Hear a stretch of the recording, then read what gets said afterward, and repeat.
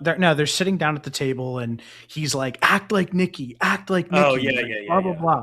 And it's like, dude, you're a fucking douchebag. Like the Yeah. fact that like this version of Nikki isn't good enough for you, and your main worry at this point is not getting her help, and your main concern is, hey, let's figure out a way to get you acting a little bit more normal so like I can be happy, is like, bro, you are lost, pal.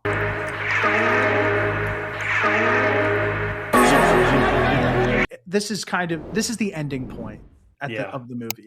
The final scene, final act. Walks into the door, and he's like, Nikki, do you want to do something for me? And like literally you see her do like that scurry in the back again, where you're like, what the fuck is going on The with Nikki cockroach again? scurry. It's bad news. And then he looks over into the corner, and or into the one room, and the body, Sarah's body, Sarah. is tied naked with the Oh, face decapacitated, the whole nine. It's brutal scene at this point. yeah. And Nikki is turned. She has a pistol. She's screaming in his face, freaking out, trying to figure out what's going on. One of She's my dressed favorite like Sarah. That's what I was about to say. One of my favorite parts of this final scene is that she draws her tattoos on her Yep. arms. She's wearing the same black dress. She dyes her hair black, and she's going in, Masterclass. she's going insane at this point, and really intense, screaming at Bear. And she finally calms her down, and they're laying on the couch together, and she's like, we're gonna love each other, all this stuff, like saying all this stuff. And he slightly like Nods his shakes head. his head, Or shakes his head, yeah. like nods his head in the wrong direction. And she goes, why'd you just shake your head in the wrong way? Yeah. Then finally he gets up, breaks into the bathroom, and locks the door. And Wait, again, this we is skipped this. a part. We skipped a part. We skipped a part. Oh, okay, Um go ahead. What happened? we so he gets back Oh, and I missed a big part. him and Nikki, Bear and Nikki are like screaming at each other, and the door is locked. Maybe not locked, but it's still taped shut. And Ian's like knocking on the door. He's like, Bear, what's going on? Nikki, what's going on? I got $1 billion.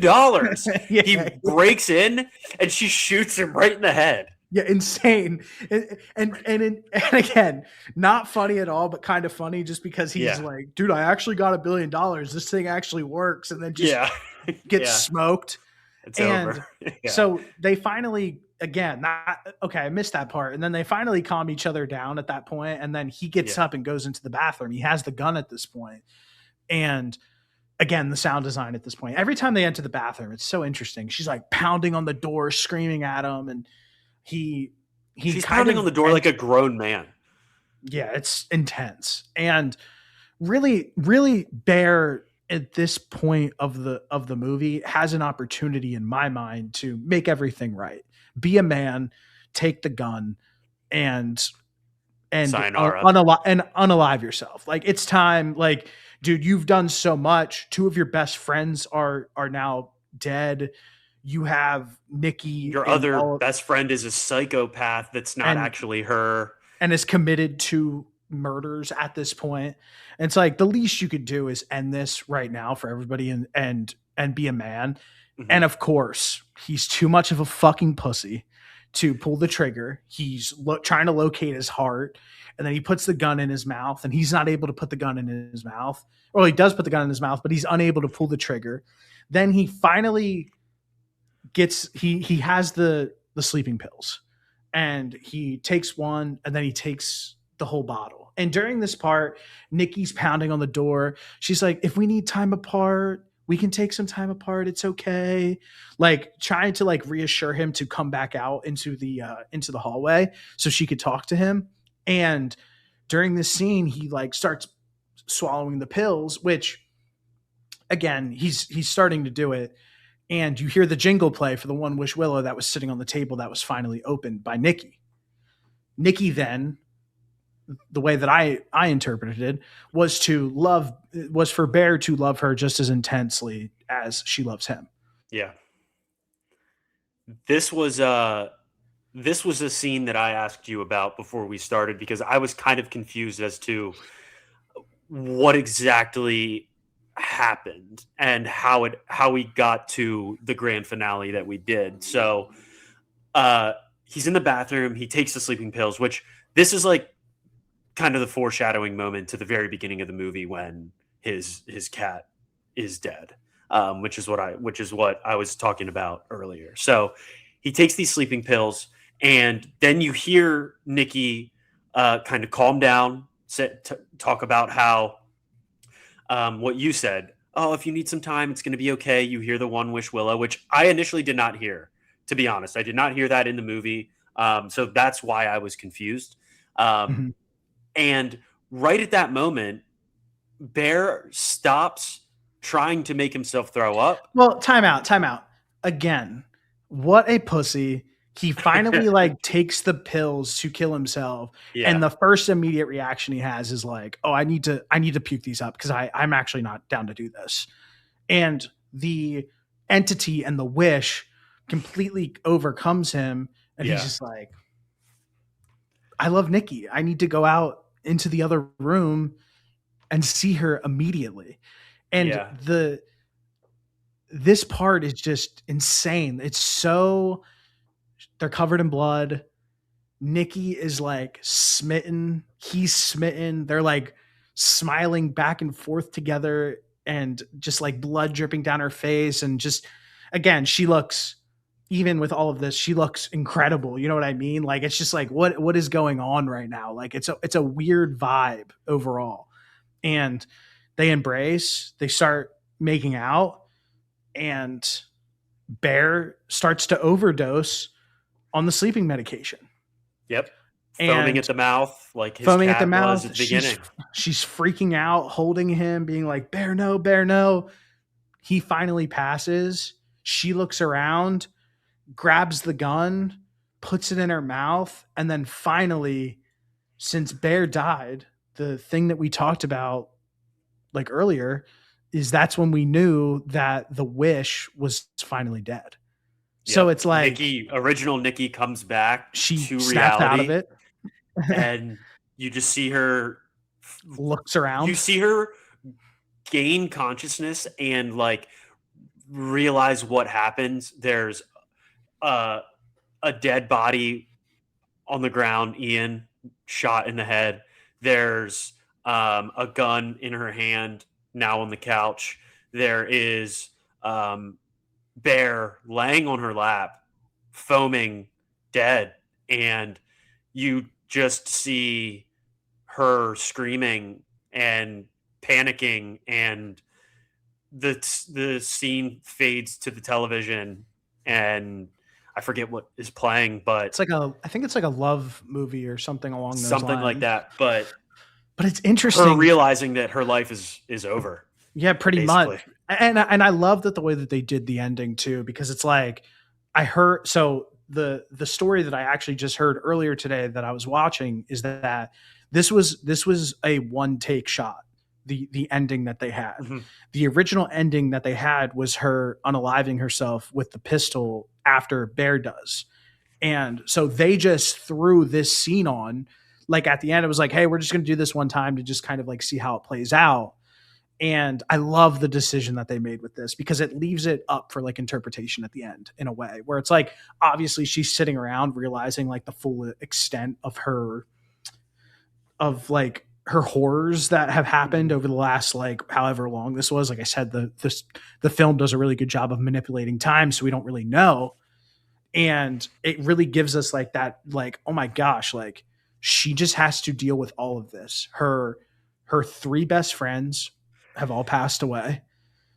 She is Her doing, her at doing. her doing, and now she's sitting there with like the gun in hand, all of the evidence around her, and like it's like what happens next? Like, Yeah. what does she go to prison? What's going on? I think a very underrated thing of all of this is the guy that owns the record store. Bad day to be him. He lost 4 employees, like literally in one Yeah. day. Yeah. Yeah, like literally in one day. that's really the loser of this movie is him, not the The three loser, people that are dead or the one person that committed the three murders. biggest loser, the biggest loser of this movie is the guy that owns the record store. He loses his daughter, and then he Yep. loses four employees as well. Just So brutal. tough day. Also, Very underrated, tough day. underrated thing that size of a record store did not need 4 employees working all at the same time. 5, if you look at it, because he was working there too. Something to keep an eye on. But yeah, that's a 2-person record store. Sorry, to swing back into things. One, what did you think about the ending? What did you take away from it? And really, what happens to Nikki next? Where do you have Nikki placed in your mind? I thought the ending was great. I kind of like that. I like the way that it ended. I like that it like just is her snapping back to reality, and like it's almost kind of up for interpretation as to what happens next. I think that she just ends up. I don't think she has the moxie to end it all. I think she just ends up like trying to convince people that it wasn't actually her. And she completed insanity, like, for sure. Yeah, she's just like completely insane for the rest of her life. Like she goes to a psych ward and just gets locked up forever. Like that's how I'm picturing this scenario playing out, because she has to tell the police that she didn't do any of this, although she was physically present for all of these murders. Or I guess one was a suicide technically, but I can one up. I have my perfect scenario.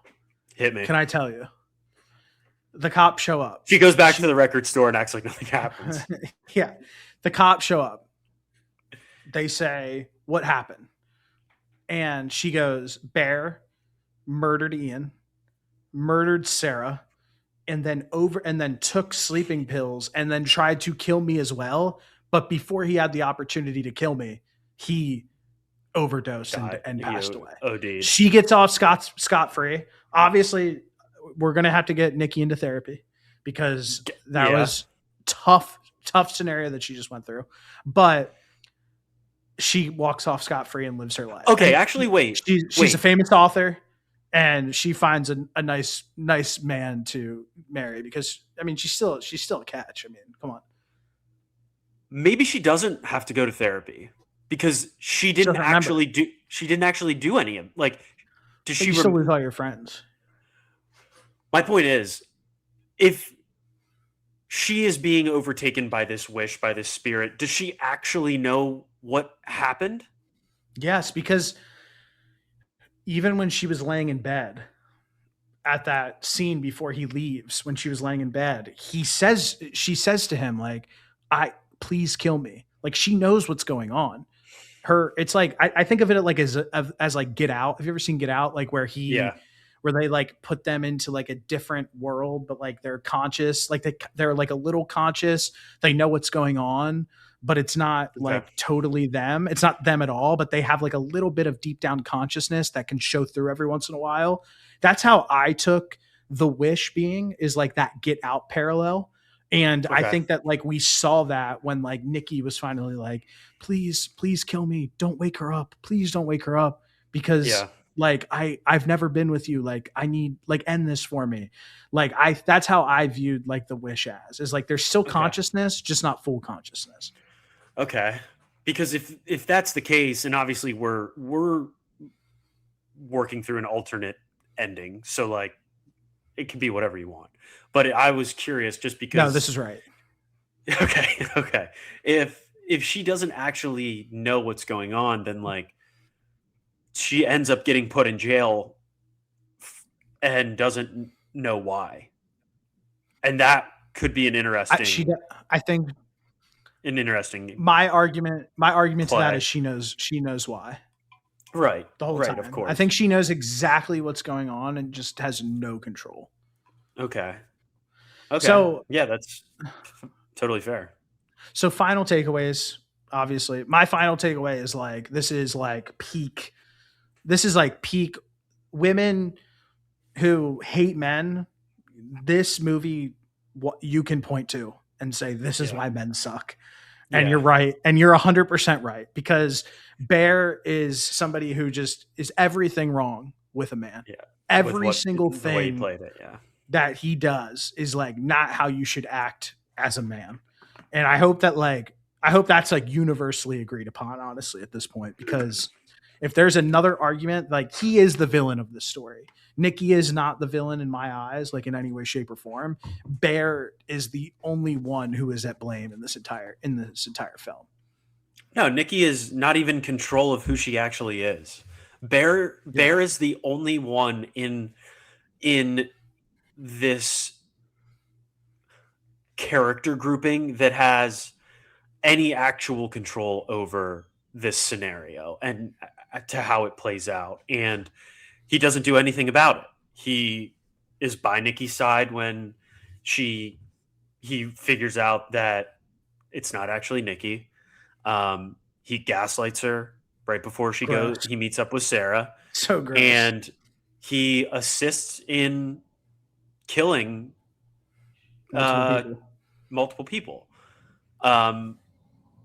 So yeah, there's not really a way that you can spin this and be like, Bear's a good guy, because he took complete advantage of this scenario because it's what he always wanted. And the grass isn't always greener, my friend. It's not. He dug his grave, and now he has to lay in it, and that's his own fault.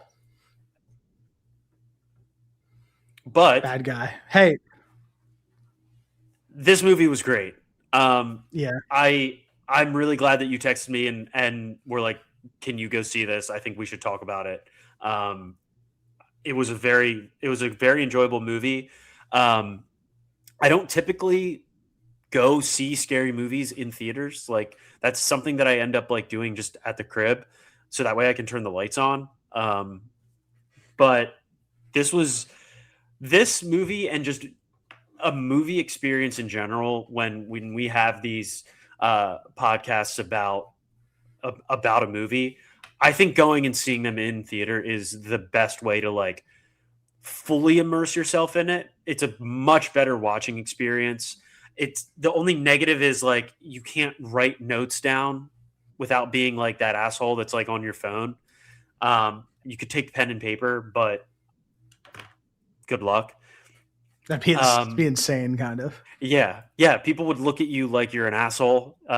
Think that you think you're a movie critic, but yeah. Maybe we should start taking pen and paper to the movie with us. That'd be actually hilarious.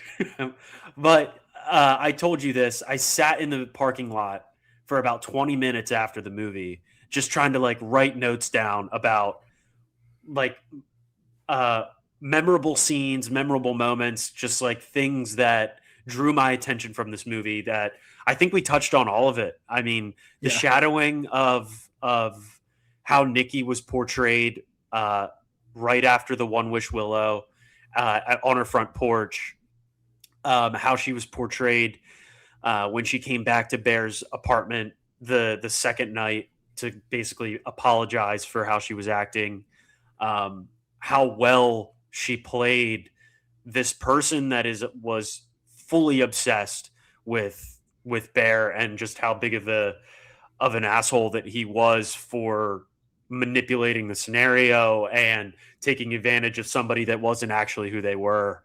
And then just like the subtlety of there maybe being something there with Sarah, and there being like a unknown factor now that we have to think about, of maybe if Bear would have dove a little bit more into that Sarah scenario, this wouldn't have happened. And maybe he actually finds somebody that likes him and whatnot. And I think that all of that was encapsulated extremely well in this movie. Yeah, that was a big bummer, honestly, when she was like sitting in the car and she was like, I just think you need someone like more chill. Like, someone like you. Like, that was like a big like that. Sarah's character, like I said, beautiful, but yes, and I loved her throughout the entire runtime of this. And it was just like, that sucks. She got into her school that she wanted to get into. She finally kind of like, she had a thing for Bear this entire time, and it finally started to kind of like see through a little bit, and it all got taken away from her. Such a bummer in this entire thing, honestly. Yeah, the way that it got taken away too was like brutal, terrible. But yeah, I'm all in on this. I think it's great. I'm happy that you went and saw it. I'm happy I saw it twice.